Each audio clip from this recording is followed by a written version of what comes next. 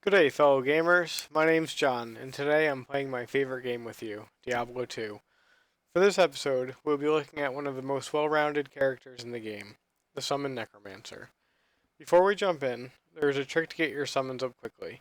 After rescuing Anya in Act 5, there is a portal you can go in and raise your army. This is also where Pindle is, so you get a free magic find run out of it.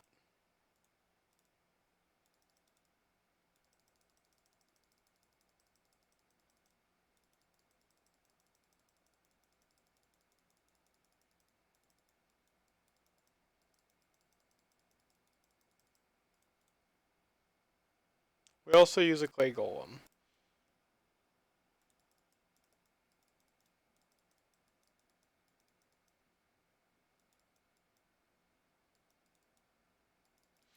Clay golem has a special mechanic where he slows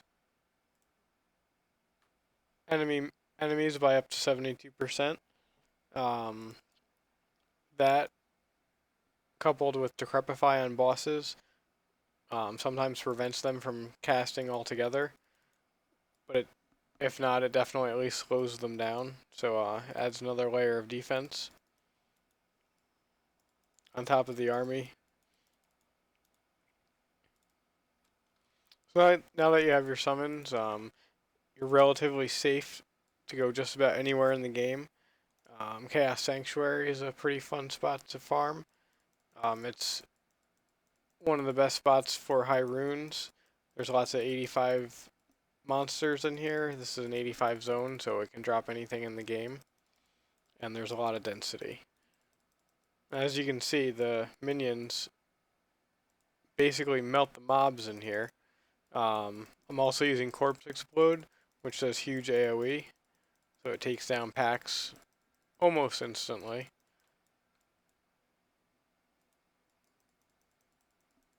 Corpse Explosion does a majority of fire damage, so sometimes fire immune monsters take a little bit longer to go down.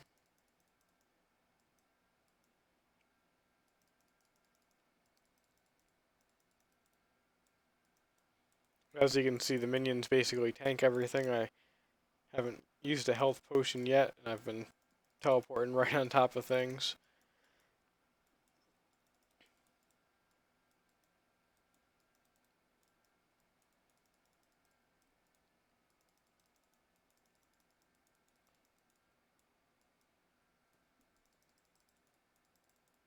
A lot of builds you have to either pick if you want to do a lot of damage, or do you want to be tanky, or do you want to have a lot of magic find.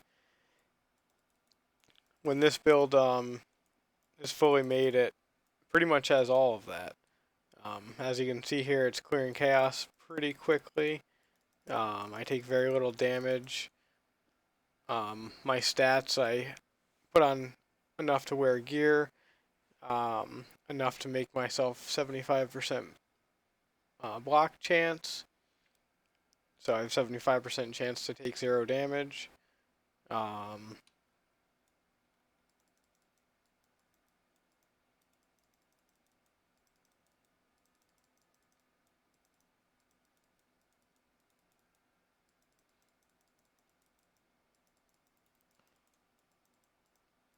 and then there's the magic find aspect. You have 100 from Enigma, 50 from Shaco, another 50 from Mortravs, another 40 from Chance Guards, another 40 from Geeds. So I believe you have around 280 magic find altogether, which 250 is the number that most magic find sorceresses strive for. So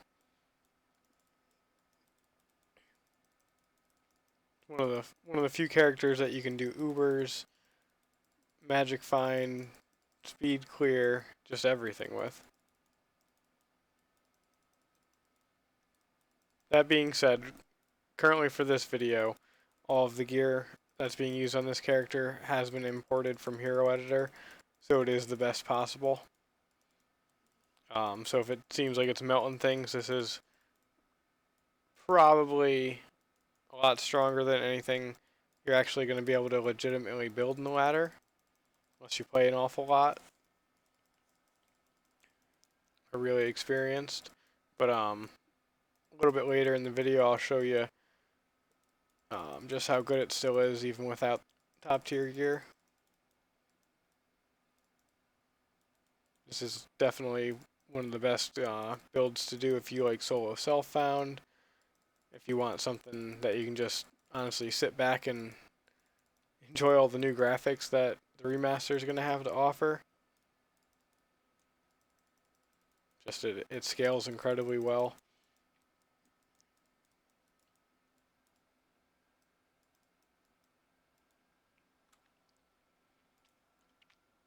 It's usually not really even that meta of a character either, so the gear is, some of the charms are a lot cheaper than, let's say like a paladin combat charm. So yeah, Diablo is almost already dead. They just melted him. Oh. Those are boots I use in another one of my videos, I believe, for key farming. Yeah, as I said, the gear is like top of the line. It's all imported from Hero Editor, so probably you're not gonna get this level of gear. But let me show you what it will be like without this level of gear. So that was a chaos run. We're gonna go to the next act for this part, which is Act 5. World Stone Keep we're gonna go to, but again we need to summon our army back up. Because when you leave game, your summons do go away. It's one slightly annoying thing about Necromancers, but it was much worse before Lord of Destruction came out. They used to desummon when you switched acts. So, could be worse. Alright, we got enough summons up. I think I can summon up to 16. Yeah, but 14 will definitely do the trick.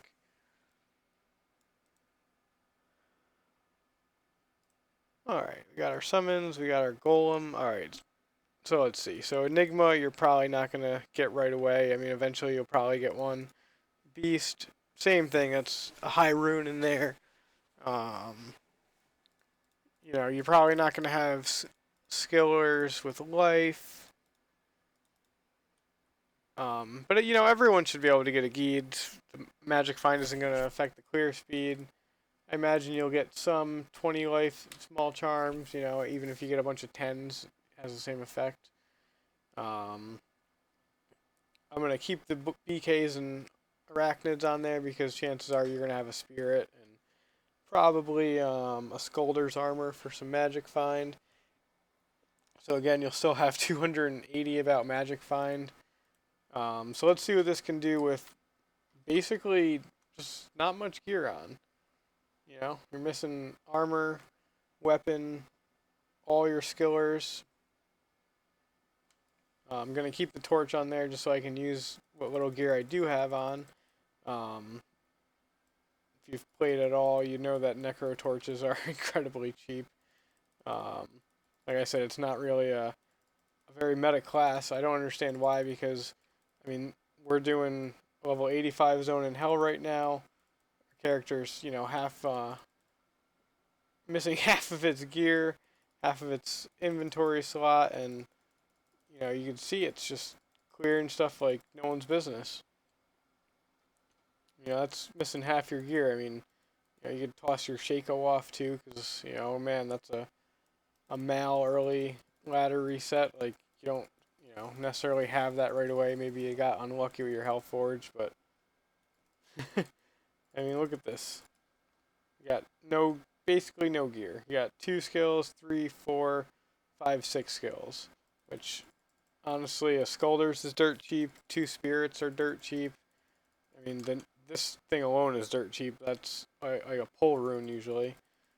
You can get that from Hell Countess.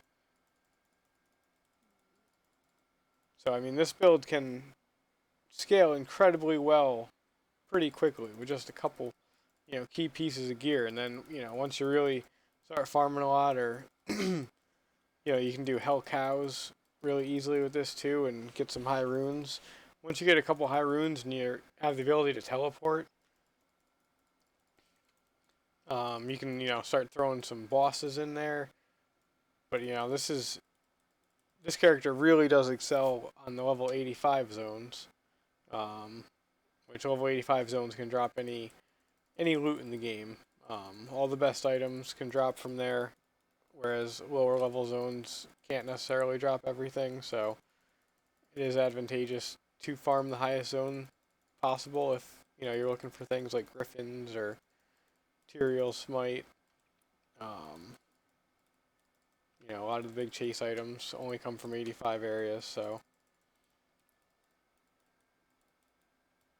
there's not many characters that you can pretty much skate through the whole game, like the Summon Necromancer.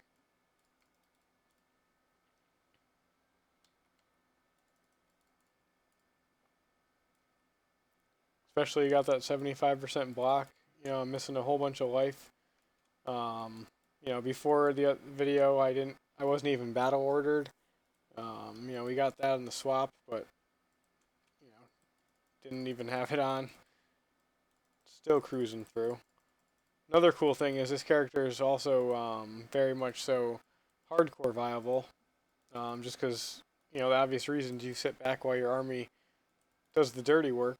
You can sit back, and if you want to be even more defensive, you could use Decrepify all the time. I usually, if I'm going to use a curse, it's going to be amp damage, just because the radius is so much bigger. I don't like clicking, 100 times. I usually save Decrepify just for bosses.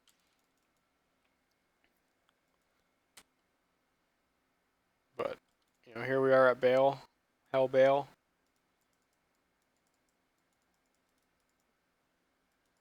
A lot of people think you need a really strong character to be able to solo this, but I mean, I didn't even see the first wave go down.